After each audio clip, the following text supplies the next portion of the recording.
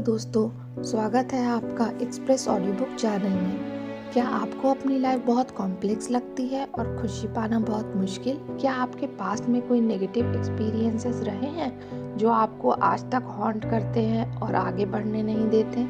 क्या आप बहुत सेल्फ कॉन्शियस हैं और हमेशा इस चिंता में रहते हैं कि लोग क्या कहेंगे, वो आपको डिसलाइक तो नहीं करते?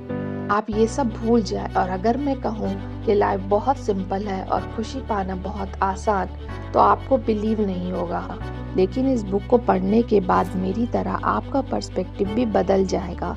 ये बुक गाइड कर सकती है कि कैसे हम अपनी लाइफ को सिंपल बनाकर सच्ची खुशी पा सकते हैं। ये हमें अपने ट्रॉमा से डील करने में हेल्प करती है और समझाती है कि कैसे हम खुद को दूसरों के एक्सपेक्टेशन से फ्री कर सकते हैं। हम ये भी जानेंगे कि कैसे हमारे इमोशंस काम करते हैं और वो हमें कैसे कंट्रोल करते हैं। इस बुक को लिखा है इचिरो किशिमी और फुमिताके कोगा। इस बुक में एक यंग लड़का है जो अपनी लाइफ से बहुत डिससेटिस्फाइड है। वो अपनी ज़िंदगी के स्ट्रगल से जूझ रहा है। उसकी लाइफ बहुत कॉम्प्लेक्स लगती है। वो एक फिलोसोफर के पास जाता है जो अल्फ्रेड एडलर की फिलॉसफी को मानते थे।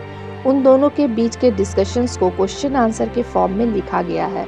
ये सारे डायलॉग्स 5 रातों में हैं, जिसे इस बुक के 5 चैप्टर्स में दिया गया है, जिसे डिटेल में आप आगे दूसरी वीडियोस में सुन सकते हैं। इस बुक से हमें 5 लाइफ चेंजिंग लेसन्स मिलते हैं, जिसे समझने के लिए पूरा वीडियो देखना ज़रूरी है। और अगर आप हमारे चैनल पर पहली बार आए हैं तो इसे सब्सक्राइब कर दें और बेल आइकॉन दबाना ना भूलें। तो चलिए शुरू करते हैं। ट्रॉमा या पास्ट नेगेटिव एक्सपीरियंसेस हमारे आज को डिफाइन नहीं करते। ये इस बुक का पहला लाइफ चेंजिंग लेसन है।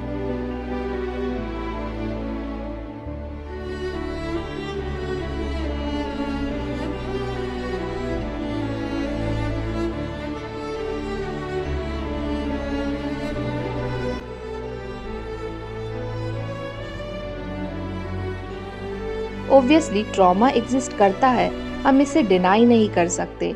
हमने बहुत सारे ऐसे लोगों को देखा है जो बचपन में अब्यूज्ड हुए हैं या उनकी अपब्रिंगिंग बहुत बुरे एनवायरनमेंट में हुई है या वो बुली किए गए हों। तो ये सारे नेगेटिव एक्सपीरियंसेस तो एग्जिस्ट करते हैं, लेकिन एडलर फिलॉसफी का मानना है कि हमारे पास्ट में जो भी ट्रॉमा गुजरा वो हमारे आज को डिफाइन नहीं करता। हम उन एक्सपीरियंसेस को किस पर्सपेक्टिव से देखते हैं ये हम पर डिपेंड करता है। हम खुद चूज कर सकते हैं हम कैसे एक्ट करेंगे, कैसे फील करेंगे और अपना गोल्स खुद सेट कर सकते हैं। क्या जितने भी लोग जिनके पेरेंट्स डिवोर्स्ड हैं वो शादी को लेकर पेसिमिस्टिक है? नहीं ना। Oprah, Chris Gardner, Jim Carrey, इन सब के बचपन ट्रॉमेटिक थे, लेकिन आज वो अपनी लाइफ में सक्सेसफुल हैं। हमारे इमोशंस जैसे कि एंगर एक टूल है जिसे हम फैब्रिकेट करते हैं अपने गोल्स को पूरा करने के लिए। ये इस बुक का दूसरा लाइफ चेंजिंग लेसन है।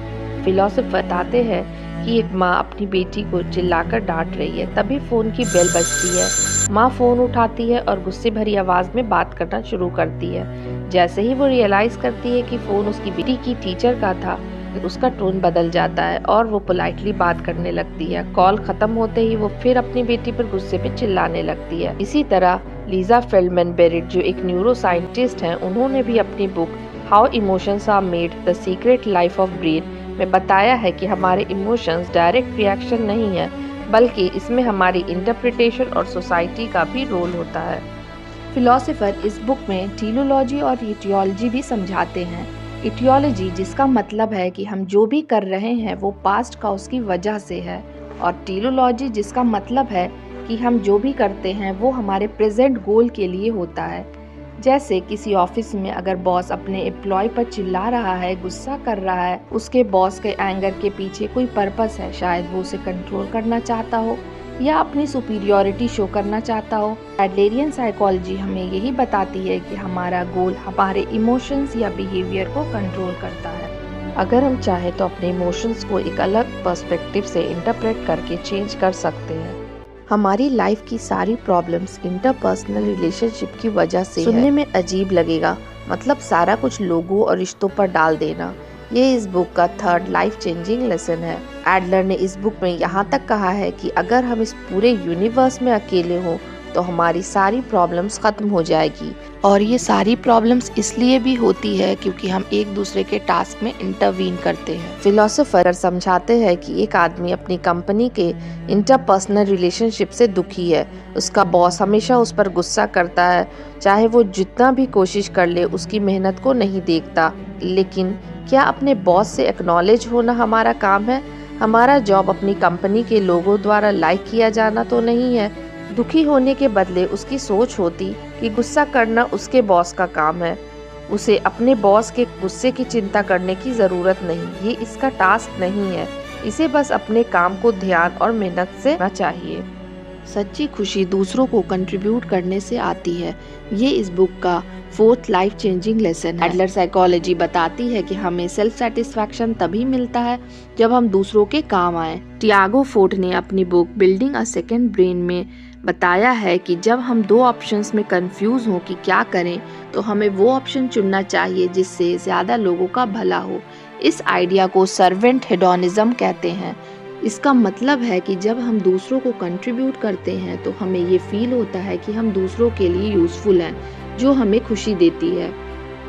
इस बुक का 5th लेसन हमें बताता है कि खुद को फ्री करने के लिए हमें खुद को डिसलाइक किए जाने का करेज होना चाहिए। ये ह्यूमन नेचर है कि हम सब चाहते हैं कि दूसरे हमें लाइक करें, लेकिन एडलर का मानना है कि ऐसी सोच हमें दुखी करती है, हर्ट करती है। हम में से बहुत सारे लोग ऐसे हैं जो कुछ नया करना चाहते हैं लेकिन कर नहीं पाते क्योंकि उनमें करेज नहीं होता डिसलाइक किए जाने का।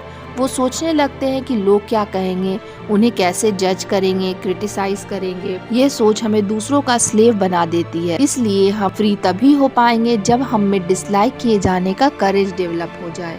हम दूसरों के एक्सपेक्टेशंस को पूरा करके नहीं जी सकते और ना ही हमें दूसरों से रिकॉग्निशन पाने की ज़रूरत होनी चाहिए। ये समरी अगर आपको अच्छी लगे तो बुक को और डिटेल में समझने के लिए इसके चैप्टर वाइज वीडियोस को पूरा सुने और जाने अपनी लाइफ को सिंपल और खुशी से जीने के आसान तरीके।